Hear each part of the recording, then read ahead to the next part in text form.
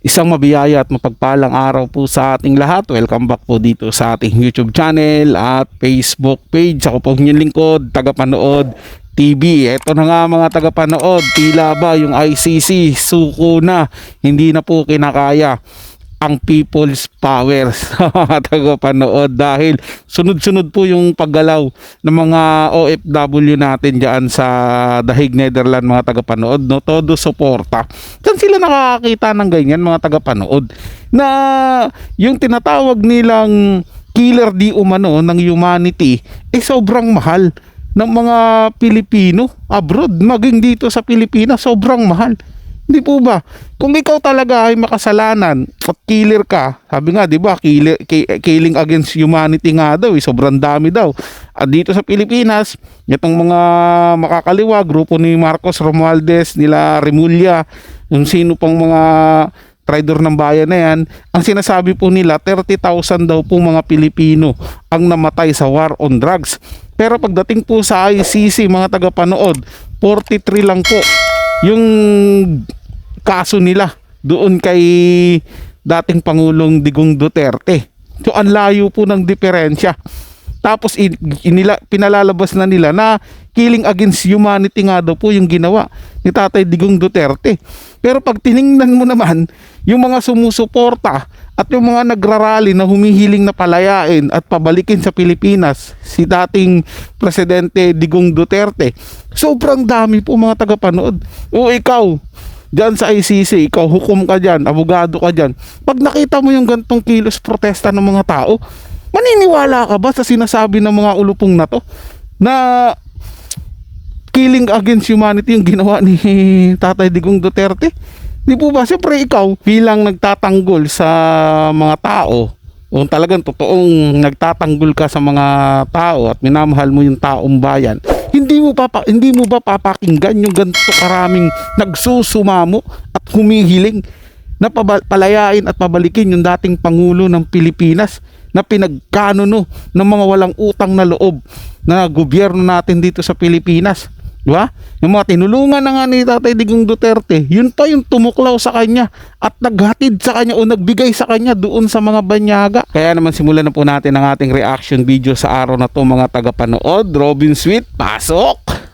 Tila suko na ang ICC na hindi nila kinakaya ang puwersa ng ating mga kababayang OFW dahil sa kanilang ipinapakitang suporta at pagmamahal kay dating Pangulong Duterte. Ayon dito sa balita, ICC may consider actions of Duterte camp in bid for interim release, lawyer says. Iyan ay marahil dahil nakita ng ICC kung gaano kamahal ng mga Pilipino at ng mga OFW ang ating dating Pangulong Duterte, at kung magpapatuloy pa ito, may tsansa talagang makauwi ang dating Pangulong Duterte. Sa katunayan nga yan, nagbarikada na mismo ang ICC. Ganyan talaga, hindi kayo patatahimikin ng mga Pilipino. Ayon pa sa update ni Advin and Tourism, happening now, police are setting up barricades to mark the areas where people can stay outside the ICC detention facility. The officers on site said clear boundaries are needed.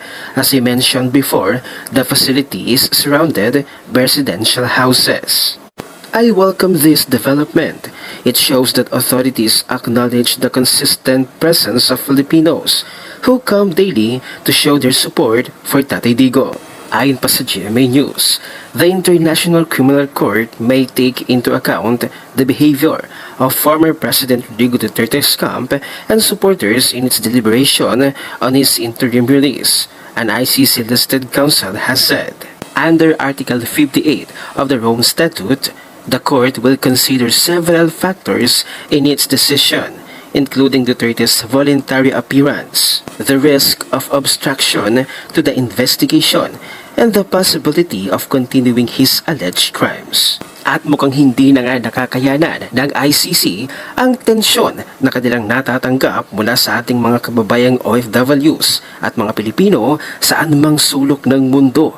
Talagang gusto nilang pauwiin ang dating Pangulong Duterte. At kapag nagpatuloy pa nga ang ganitong aktibidad, ang mga rallies na pagpapakita ng suporta at pagmamahal kay Tatay Digong. Ang kahilingan ng mga Pilipino na pauwiin na sa Pilipinas ang dating Pangulong Duterte. Ang ganitong klaseng puwersa at sama-samang lakas ng mga DDS ang siyang tuluyang magpapauwi kay Tatay Digong sa Pilipinas. Kaya't ipagpatuloy pa ang ganitong gatherings at sigurado mapapasuko din ang ICC at PCO Undersecretary Claire Castro. Tila naging sarcastic at tila naging walang pakialam sa magiging birthday ng dating Pangulong Duterte. Ipapaalala pa daw kay BBM, baka daw nakalimutan ang birthday ng Tatay Digong. Narito ang full video, panoorin natin. Ang video po na ginagawa natin ng reaction ngayon mga tagapanood ay galing po yan sa channel ni Robin Sweet, no? Kaya bisitahin po yung channel niya at paki-suportahan din po. Magaling na content creator vlogger po ito mga tagapanood. So yun nga, balik tayo dito sa balita niya na maganda kasi yung naging feedback nung malawakang prayer rally para kay Tatay Digong Duterte. Doon mismo sa tapat nung facilities kung nasaan na nakadetine ang ating dating Pangulong Digong Duterte, which is maliwanag po yun na yung mensahe patungkol sa ginagawang kilos protesta ng mga tao. Kitang-kita kung gaano kamahal, kung gaano sinusuportahan ng mga OFW yung Pilipino natin diyan, maging yung mga nasa Pilipinas lumilipad pa po papunta doon sa Dahig, Netherlands para lang po sumama doon sa kanilang prayer rally para mapakita doon sa ICC kung gaano nila kamahal at sinusuportahan si Tatay Digong Duterte. Napakalaking sampal po yan para sa mga ICC na naniniwalang may kasalanan si Tatay Digong Duterte. At malaking sampal din po yan sa gobyerno ng Pilipinas. Diba, lalong-lalo na yung nag-aakusa kay Tatay Digong Duterte na sinasabi killing against humanity nga daw po dahil 30,000 yung na biktima ng war on drug. Pero wala naman silang mapangalanan kung sino-sino yung mga yun. In fact, gumagamit pa nga sila nung mga maling tao na nilalagay nila doon sa sinasabi nilang biktima daw sa war on drugs. At ang nakakapagtaka dito mga tagapanood, bakit yung biktima ng war on drugs na mga adik kriminal, yung lagi nilang pinagtatanggol, hindi man lang nila nilalabas kung ilan katao din ang ginawa ng kasalanan o pinatay, ginahasa, ninakawan ng mga drugista na to, ng mga suspect addict na to. Diba? Wala silang nilalabas na ganun mga tagapanood. Ang pinagtatanggol nila yung kriminal. Samantalang yung ginawa ng krimen, baliwala sa kanila yun mga tagapanood. Ano yun? Pabor na lang kayo sa mga masasamang tao? Porkit baka uri nyo, ipagtatanggol nyo na? Hindi po ba mga tagapanood? At ito naman si Dog Castro, parang sarcastic yung sagot niya dun sa pag-remind sa kanya na birthday ni Tatay Digong Duterte. Diba, sabi niya pa nga, papaalala daw sa presidente, baka daw nakalimutan na. Tama itong mga sagutan. Nakala mo marites sa kanto. Abogado yan mga tagapanood. Pero sarcastic kung magsalita, Diba, parang hindi abogado Parang walang pinag-aralan mga tagapanood Tutuloy natin yung video mga tagapanood. Ako po may mensahe. Ang inside doon sa birthday. Kantahan natin ang happy birthday. Yun lang po. Siyempre birthday po yun. Kailangan po maging maligaya ang taong nag-birthday. At wini-wish po natin siya ng happy birthday. Salamat po. Yun po.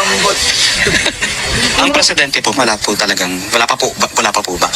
Ipapaalala ko po sa kanya na birthday po ni dating Pangulong Duterte sa March 28. Baka po hindi niya po natatandaan. Tawang-tawa, no? Napakulong nyo na kasi. Napaka-sarcastic ng spokesperson ng Malacanang. Diba? Imagine mo, former president yon. Pero pabalang lang siyang magsagot. Kasi naman, diba? Masaya kayo sa ginawa nyo. Hindi talaga iniisip nitong spokesperson na to na hindi rin basta-basta ang dami ng sumusuporta sa mga Duterte at kay Tatay Digong. And yet, may spokesperson tayo ng bansa na ganyan lang kung mag-response, kung magsalita, di ba? Parang namimikon. Hindi po, nakakatawa, clear. Peaceful gathering. For what? For what? For what? For what? Anong purpose? Wow. When they can discuss this over YouTube channel nila, Wow. over social media accounts nila? And for what is that gathering? Paki mo. If they really for peace, Anong? why are they asking for the resignation of PBBM? Sa And kanila na another yun. point, meron po siyang nasabi na during the time of former President Duterte, nagalit daw si First Lady Liza Araneta Marcos kasi hindi ibinigay kay PBBM yung position as Agriculture Secretary. Is there a truth to that? Fake news? Fake news. Pisti.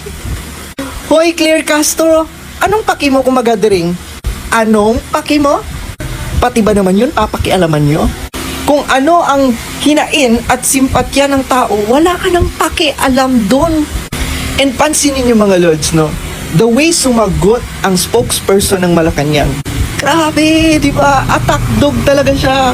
Yung instead na i-deliver niya ng maayos yung mensahe na hindi naiinis ang tao, ang ginagawa niya, nambabara siya, minsan sarcastic pa.